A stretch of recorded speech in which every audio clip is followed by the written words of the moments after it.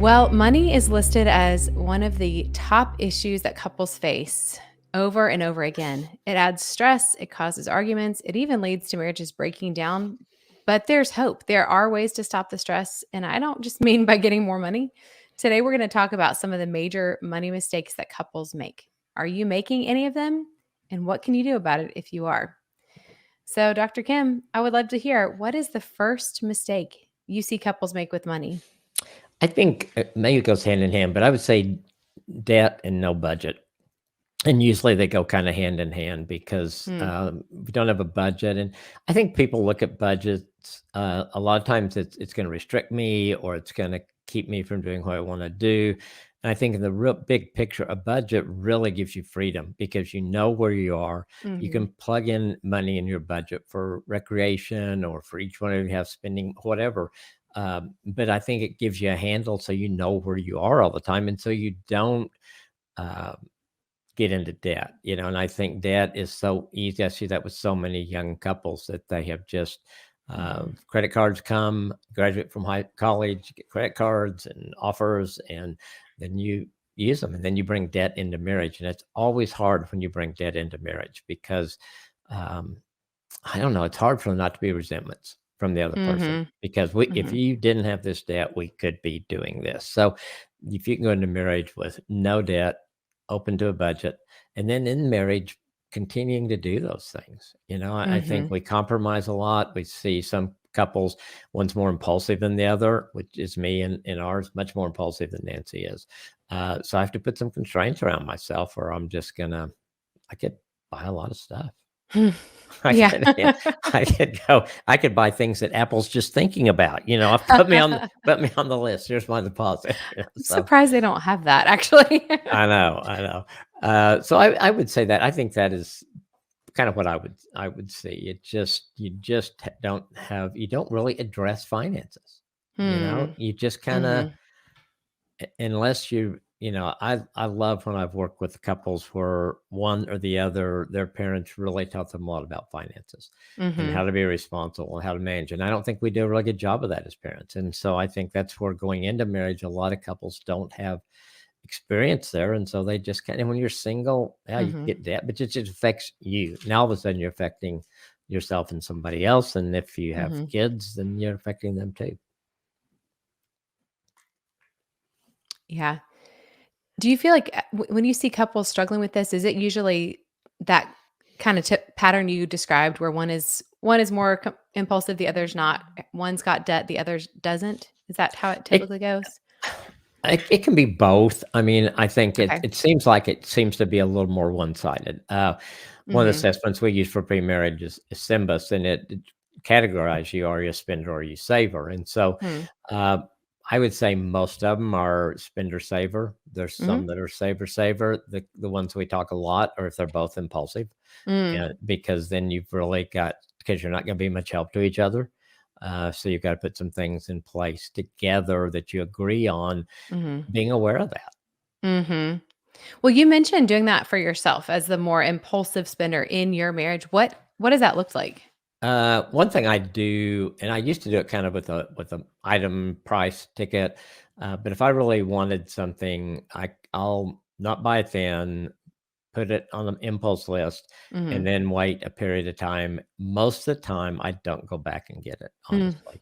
I'll let a week pass or a few days pass, and that impulse of, "Oh my gosh, this thing is gonna revolutionize my life," is gone. It just Mhm. doesn't anymore. So I think that has helped me a lot. And I think it's been worse with the use of Amazon and things like that Mm. because it's so easy now. It's like you don't even have to leave your house. You just click and it shows up that day or the next day.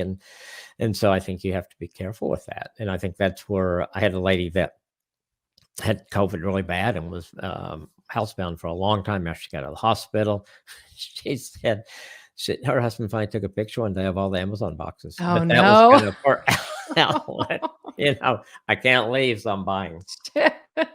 She needed something something Needed to look something to forward help to. her out. Yes, Gosh. Yeah, and Amazon's not gonna do us any favors. They're just gonna keep making it easier and easier for us to spend absolutely, our money. Yeah. absolutely. Well, if this, budget area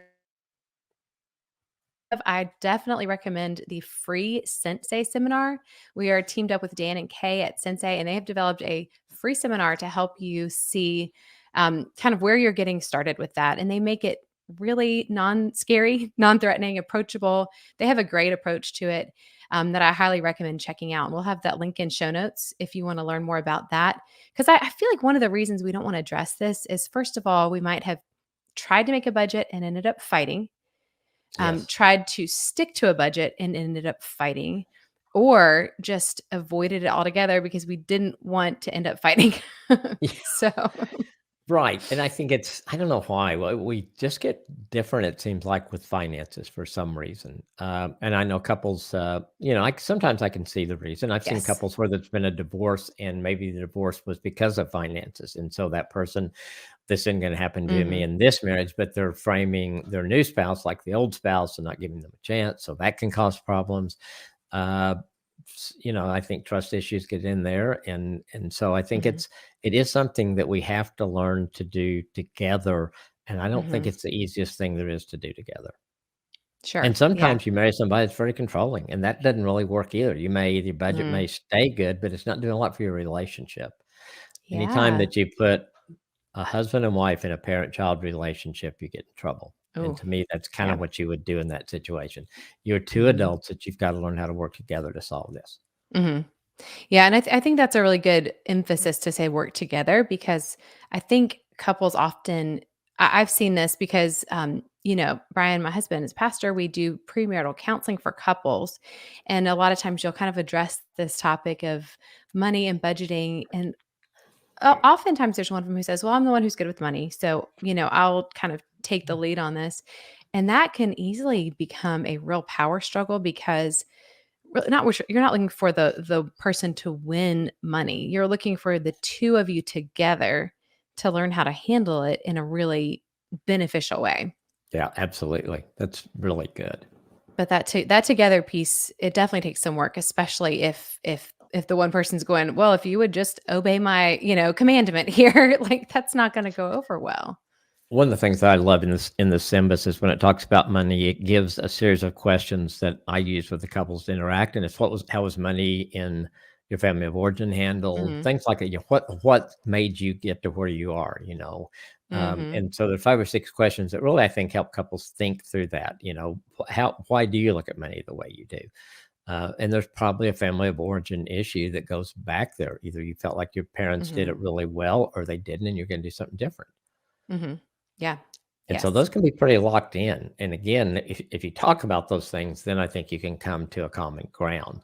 Because I think most Mhm. couples' goal, just like we talked about before with parenting, is the same. It's Mhm. to have money, to use it well, to budget Mhm. well, to not have debt. I think most couples agree to that, but then they Yes. get in the throes of day to day, and that seems to go out the window sometimes. Yes. Yeah, it does take work to stay on that same page Hmm. together. It does. So what is the second big mistake you see happening? I think, and this kind of what we were talking about, it really is this whole deal of oneness. We seem to do it so Mhm. good when we talk about spiritual oneness. I think people love when we do that with also marriage. And how do we do that? How do we learn to pray together? What other ways can we grow together? I think they see the oneness in the sexual relationship. We want that. Mhm. We want God's gift, and so we want that to be good. We work on that together. And then it comes to financial. And it's like, well, oneness in that, it just seems a little foreign to us, I think, at times. For Nancy and I think when we came to the point, and our pastor really helped us with this a number of years ago, is that God really is the owner of everything and we're the managers. And that really helped the Mhm. perspective. So it wasn't my money or Nancy's money. It was, okay, this Yeah. really is all God's money. He has entrusted to us to steward. And our role is to manage that well. And when we had that perspective, I think it changed everything for us. Mm. Yeah, that's a great point. It's made a huge difference for us to being like that. Because then you can then I think the spiritual dipped into that, and Mhm. so it was easier to talk about money. Okay, what would God want us to do here? And I think God gives us a lot of leeway with money. I don't Yeah. think He begrudges us having something nice or anything like Mhm. that. I think He all He cares about where our heart is. If our heart Mhm. is that this something nice, this new car I bought is more important than God and everything else in my life, and I am going to debt, I'm doing whatever I can to get it, well, then that's Mhm. not good. That's not a Yeah. good way of using it. And so I think, again, if you're in God's principles, it gives you a lot of leeway there. Yeah. Yeah.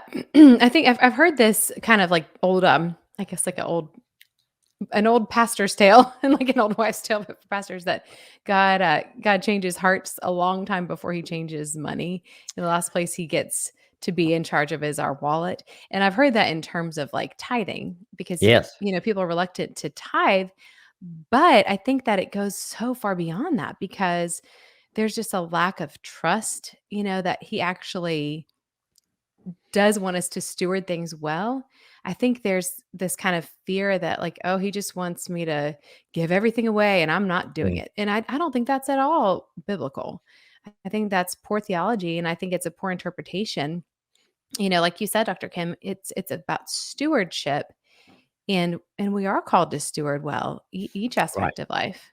Yeah, I agree. When the first probably 12 years of marriage, Nancy and I gave, we didn't tithe. So we Hmm. would give. And I can remember sitting in that church we were in and looking around thinking, oh, they don't need my money. This place is pretty Right. cool. Yeah. And then once we decided to begin to tithe, it's like, I don't know, there's something changes the way I looked at money. Um, and when we thought we couldn't, it was one of those deals I hear so many people say, it all fit together. We started tithing, and Hmm. it's not like we got a check for, $1 million or something. It was just like the 90% went further than the 100%.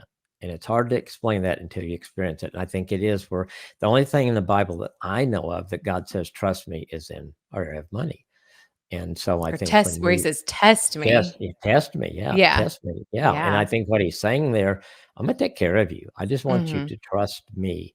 And so when we do that, I think we see, and I get it. It's a scary step at times. Yeah. I've seen God honor that obedience. And I think it's just that he wants us to acknowledge him um, in the midst of all of this. Yeah, that's huge. That's huge. That's something that we started our marriage tithing from the beginning. And I am so glad we did for a number of reasons. There are a lot of reasons. One of them is that we didn't make very much money at all. Like it's actually comical how little money we were making at the start. We were both still in Yep. college, so we were working part-time. Yeah. And and and if we hadn't started with those small numbers, it would have been harder to start with a full-time salary tithe. So wherever you're beginning, if it's a humble beginning that you think God doesn't even need this, it's really more about the heart. And so I think the act of actually doing that tithe just reframed our perspective so that we weren't kind of muscling through thinking we've got this, but instead when we invited God in through tithing, we could then see his provision everywhere. Mm, And it wasn't, like you said, Dr. Kim, the money didn't increase, but the 90% went farther. And we would just kind of look back at, how we would make it from one paycheck to the next and think, I'm not sure how we made it, but I but know. we always felt the provision of God and just knew, we were able to see his hand in it because we knew we needed to. Yeah, And so we did. it And is then too, good. to And know that, yeah. And then to know that we were then becoming a part of something bigger, like if helping to build his kingdom through the church that was that was a great step to have purpose in that, to think yes, beyond just ourselves. I think the whole, this is a little bit of a sidetrack, but I think that whole concept of generosity, once we get that and once we let God begin to do that, I think our generosity with our money changes our heart. I mean, when you Mhm. see something, someone's in need, and you've got the money set aside where you can help that person, or you can, then I think all of a sudden, Nancy and I have always been available and let our pastors know that, if there's someone needs an electric bill paid or something like that, to Mhm. let us know.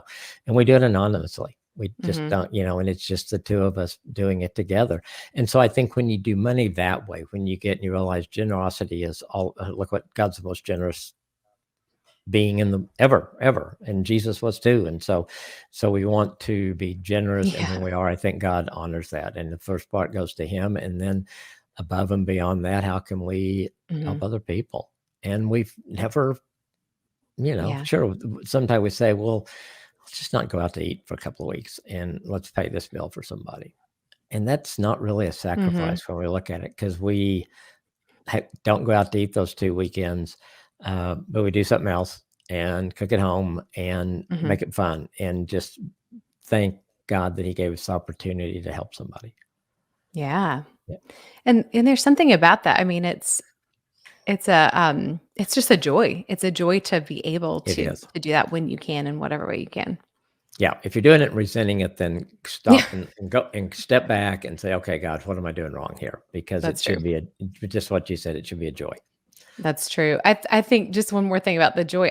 We had a small group at one point a couple years ago where we decided we just wanted to try to help out, separately from tithing. And so every week everyone would bring, a few bucks and put it in this envelope or a lot of bucks, depending Yeah, whatever they wanted to. And so we all started just looking for a recipient, looking for people we might come in contact with who might need a hand with something financially, just because we wanted to experiment with, like, what would it look like to give and actually help, directly to a person who needed it. And we were able to do a few things. And the feeling of looking around for, like, we actually have this means, how can we put it to work, was so energizing for everyone.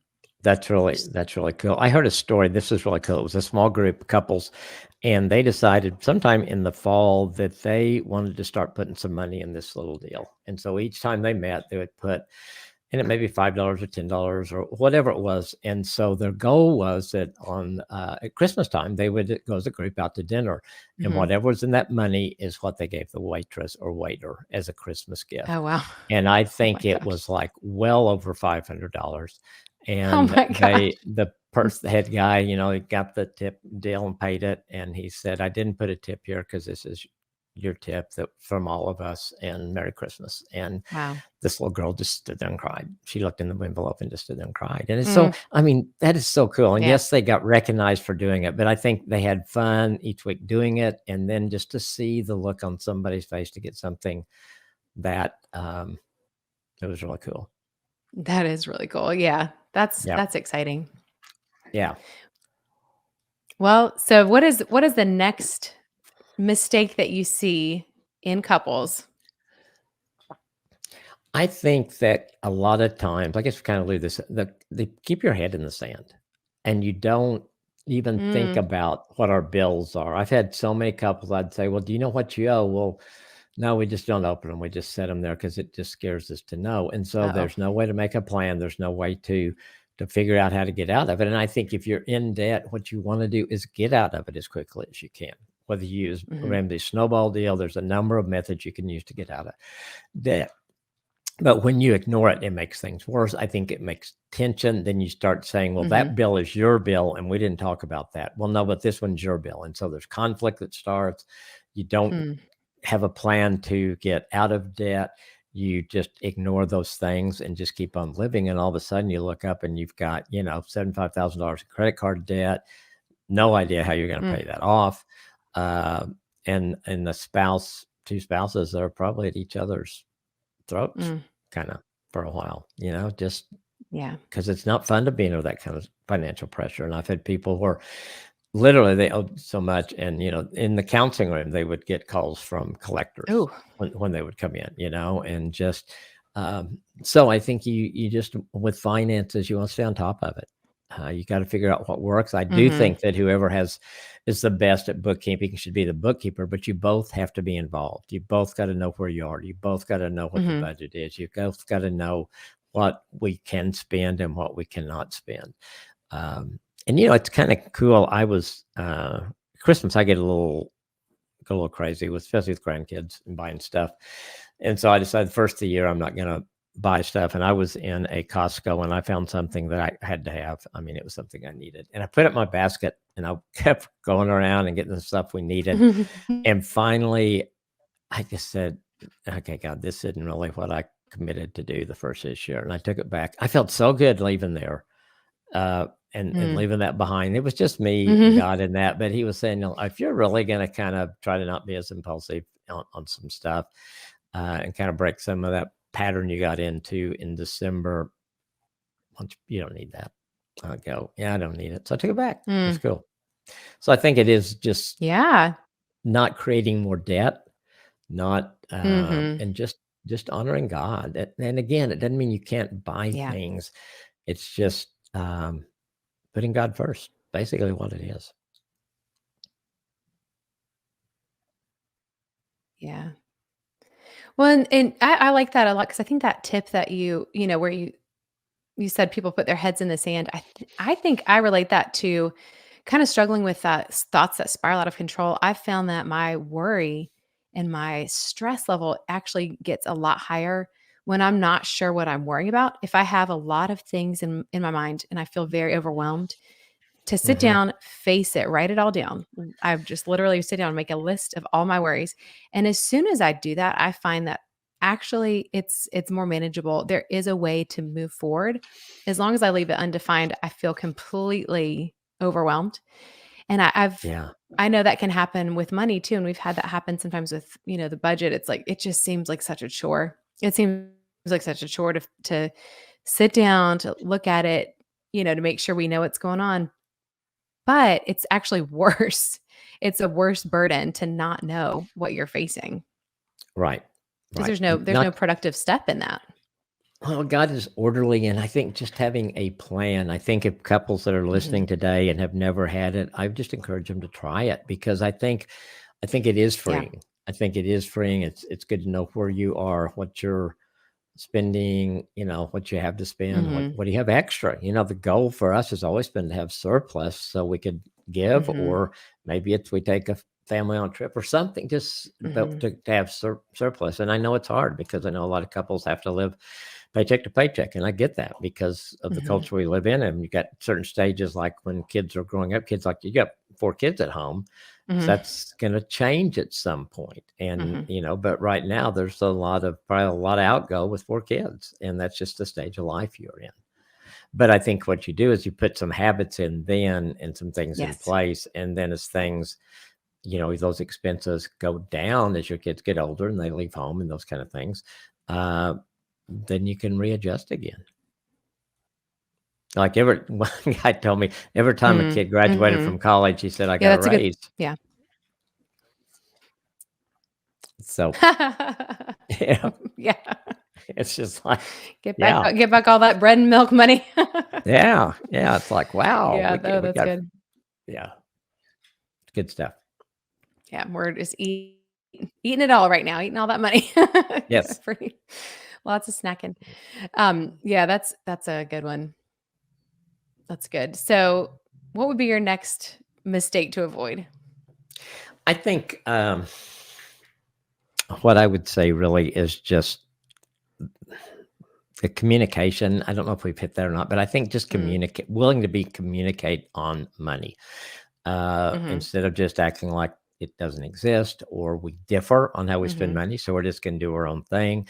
I think that causes division in your marriage. And I think the goal in mhm, every area is oneness. And so I think when we um, are like that, the oneness doesn't happen. And so I think mhm, the communication on money, what we have, how we handle that. I know people who work on a commission, or they get a bonus quarterly, and a mhm, lot of times it would be like we make all this debt. When the bonus comes, we pay that off, but you don't have anything, just you're always behind on that, instead of mhm, saying we're going to live within our means. When that bonus comes, wow, then we have extra to tithe, then we might mhm, have extra to give. Maybe this is where we decide, okay, now we're finally going to start the deal of buying a car and paying cash for it. I mean, you do mhm, things like that. But if you always have that debt and the bonus is how you pay that off, then you just kind of stay in that cycle. And so for some of us, I think it's stepping off that cycle. And probably the first few months of that is going to be hard. Uh, but I think most couples would say the sacrifice short term was definitely worth mhm, what they got long term. And again, it's talking about it together, coming mhm. up with a plan together. Yeah, that's good. Mhm. Well, I think that's something where if that's been like an issue or a pain point, you could listen back to our episode we did recently on what is team language, because Mhm. I know that there's just a lot of room for it can be really easy to sort of disrespect each other's perspective on that in money, and just not to because there's some value differences. I think even in a couple where you ultimately have the same values, there can be some value differences in how you get there, what's really important to each of you. And so I think it's a great place to be really aware of respecting each other's perspective and of working on it together instead of trying to just, my way, the highway, or no, you don't need that haircut. That's dumb, because I know that there's a lot Right. of different things you value in a couple. So just finding ways to still have respect and good communication would be really helpful there.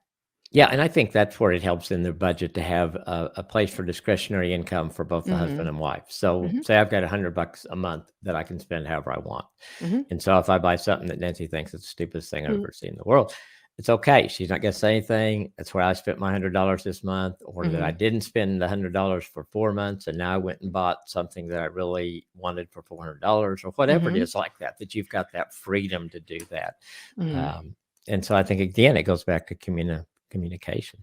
Yes, and you can do that with $10 a month if that's what you Absolutely. have in your budget. You can Absolutely. definitely do that. Yes, and each one can choose to spend it how they wish. Exactly. Yeah, that's a And I good think you little either with that. help. And one thing I thought of when you were saying that too, that I've known other families that did. I've got a family I work with now that when their kids turn to 15 or 16, they open a checking account, and they don't use checks because nobody uses checks anymore. But they have given their kid that account, debit card.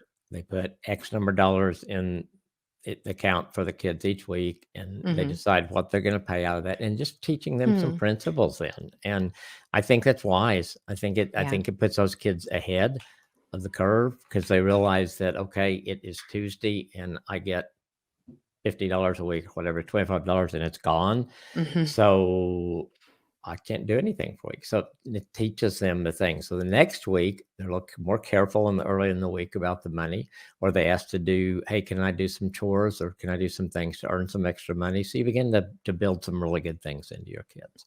Yeah, that's a great idea. Yeah. Yeah, We didn't that's do good. that. I wish we had. Now I'm like, we can just open a Venmo for each of them. Get them over. Exactly. Yeah. Cash App, Where Venmo, it's at. it Yeah. is. It's so, yeah. Yeah. I don't even know why they still call them checking accounts. I guess. I mean, technically, you could write a check. Yeah, you can. I think somewhere the other day I had to pay something and they didn't do anything but check. So I scrounged through this drawer and found an old check, and thank goodness it was the right account number, Yeah. and I wrote the check. So, but no, we Uh, just don't. yeah, it's just too slow, too slow. Yep, it is. It is. I know. I probably shouldn't say this, but I'm going to. Oh, So when I'm at the grocery store and oh, somebody, yeah. in the line, and somebody pulls out their checkbook, now it's just like that was a normal thing that we saw for years Yeah. and years and years. Now it's like, oh my gosh, this lady is going to write a check. This is going to take 40 minutes. It doesn't, but it's just interesting how that, and I caught myself and think, you are such a jerk. I mean, why are you, I mean, you're talking about another minute and you're sitting here getting Right. upset about it. No. So, I even think that when I use cash now, which is rare, it's rare, yeah. but if I'm trying to count out, like, the change, I'm like, "Everyone hates me. This is Yeah. horrible." Slowing them down. And then I think, well, maybe this is what we need more of. We need to wait a little more sometimes. Yes, I totally agree. Well, I guess that's something a couple could hammer out. If they wanna use cash and checks, they are welcome to do that. Absolutely, absolutely. It's just, like where Nancy and I have season tickets for Oklahoma City Thunder, and the arena here is cashless. So, I Mhm. mean, from the time you walk in that door till you walk out, if you don't have a debit or a credit card, Mhm. you can go hungry, Yeah, thirsty, whatever. And I think there'll be more and more venues like that I because think of so. just COVID spurred it on, but I think it's just kind of easier in the big picture for them. Yeah, I think so.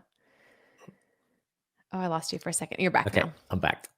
Okay, so do you have another tip for us? I think that kind of wraps up Or the another ones that mistake to avoid? yeah, I think that kind of wraps up the ones that I thought were really important, kind of tried to hit the ones that I see a lot and that I see where couples get in trouble Mhm, on it a lot. It's something that I know you and Brian do too in premarital counseling, talk mhm, about a lot, really explore and make sure that they at least start out on the right foot financially. mhm, And if there is debt, talking through how not to be resentful, what's your plan for paying that off? And I get it. And some, I've got as couples that, there's grad school debt or those kind of things, which kind of are normal, but they have a plan together to do, to pay that off.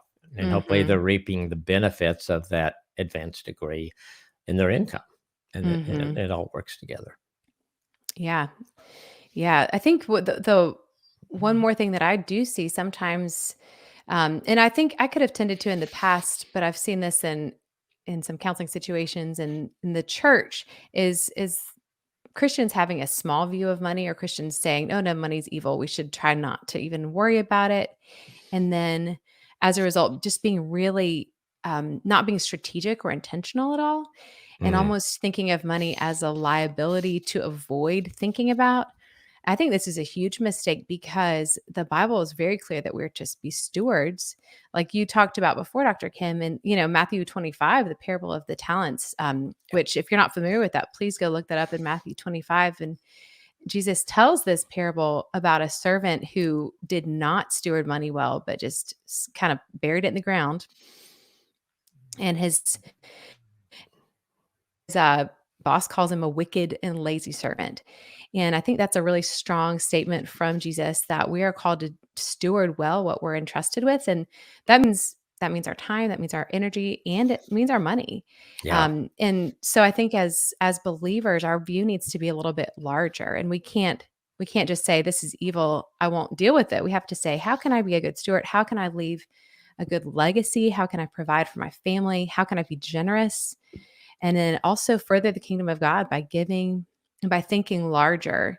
And I think that when we do that and when we invite God's perspective, that we can become people who generate money and are generous and use it shrewdly and carefully and wisely without ever stepping into money or money. Yeah, that's so good. Yeah, so I think it's worth mentioning because I think that we're not wise if we're just avoiding it or ignoring it, and I don't think that Right. that's doing ourselves or the purpose that God has for us any favors. No, I think that's good. I think money itself is not evil. It's Mm, what how we look at it, where our heart is with it. Money's just yeah. money, and there's so many good things that come with money, Mhm. um, and being able to help others or just to provide for your family. Just so many good things that come with it. Yes, and like all things on earth, I mean, they can be hijacked and used for evil, and I think that's all the more reason to be really intentional in a marriage to get on the same page, to have a budget, to be wise, and to ask God's perspective Yeah. for it too. And have fun with it. You Yeah. really can, you know? Mhm. There were times early on when we had budget, and so a date that might be $15 we had per date or something like Mhm. that. And so we would have dates there's a lake that we love to go to. We'd Mhm. get hamburgers from somewhere and sit on the dam and watch sailboats and sunset. And it was great. It was a great date. Yeah. So, and then maybe later on you have more money in there for recreation. And so maybe but I'd still like to go watch sailboats and sit on the dam. Yeah. Absolutely. And we do have some great easy, free moneyless ideas for dates at awesomemarriage.com.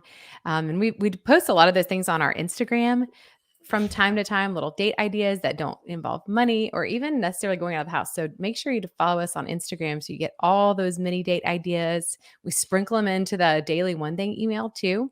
So Yes. we've got a lot of good creative and free date ideas for you there. Yeah.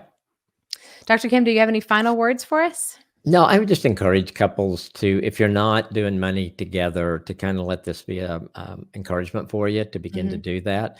You may want to go to a financial advisor. You may want to talk to somebody and maybe a mentor couple that really does money well, and they can kind of share what they do. There's all kinds of tools, but don't get a tool unless you're committed to use it. because there's nothing more frustrating than set up this tool. We're going to do better, and then you don't use it. So find something that seems to work for you and do it, and be consistent with it for 6 months, and then reevaluate again. But I think you're going to find things better. I think you're going to be fighting much less about money, and I think you're going to be able to enjoy the opportunity to be generous if those come to you. Yeah, that's good. That's good stuff. Oh, it's me.